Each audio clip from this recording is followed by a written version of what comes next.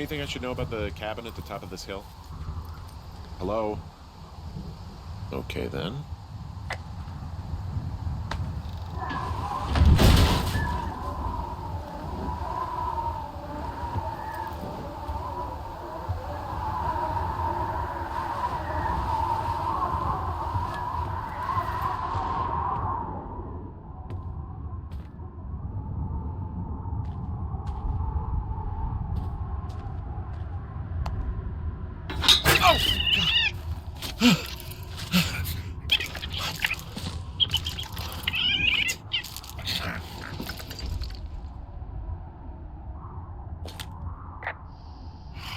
Holy crap, I think I might have just gotten rabies.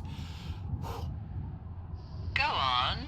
I'm sniffing around an old lookout and I got attacked by a raccoon. Did he bite you? I don't think so. Yeah, you're probably fine. Wait, is the lookout you're in burned to a crisp and filled with raccoons? Apparently. Ooh, Hawk's Rest. Yeah. Okay, I see what you're doing. What do you mean? I just like to stay out of haunted places myself. Okay, go on. Out with it. You want to hear about Raccon Carter? So, some years ago, way before my time, a man named Winthrop Carter was stationed at Hawk's Rest. He was an angry loner. The story was he lost his life savings betting on horse fights. Horse fights?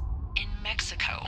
So he did what a lot of us do in times of trouble. He signed up with the Forest Service to watch for fires. His first night in his lookout, there was a break-in, and the break-ins didn't stop. Finally, one night he awoke to find someone in his lookout. He reached for his hand axe and threw it at the figure, and just before the axe killed its target, he heard a small voice cry, "Help!" What was it? A raccoon. Oh, of course. See, back in these days, the Forest Service wasn't so good about dropping off food and supplies, and, well, Carter was hungry. So he did what anyone would do.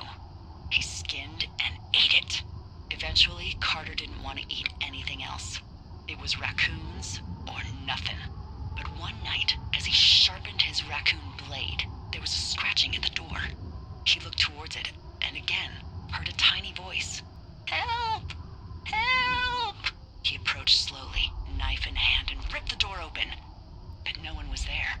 But then, from under the bed, he heard another small voice. "Help! Help!"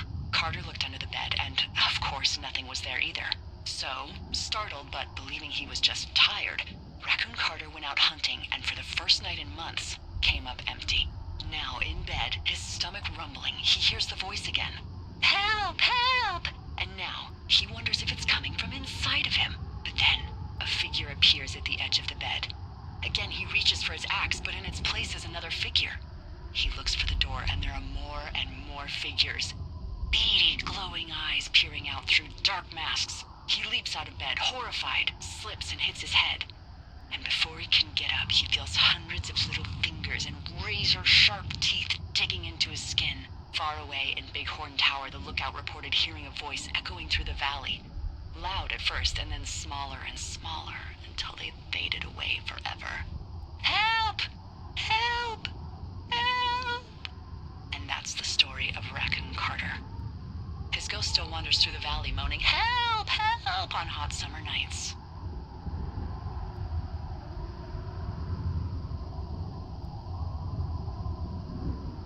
So, if Raccoon Carter died, how do we know this story? They found his body ripped to shreds by raccoons. And Hawk's Rest was filled to the brim with raccoon pelts. It's probably what caused the fire. That doesn't make any sense. Does anything, Henry? Oh, there's an old guitar in here. It's burned up, but still intact.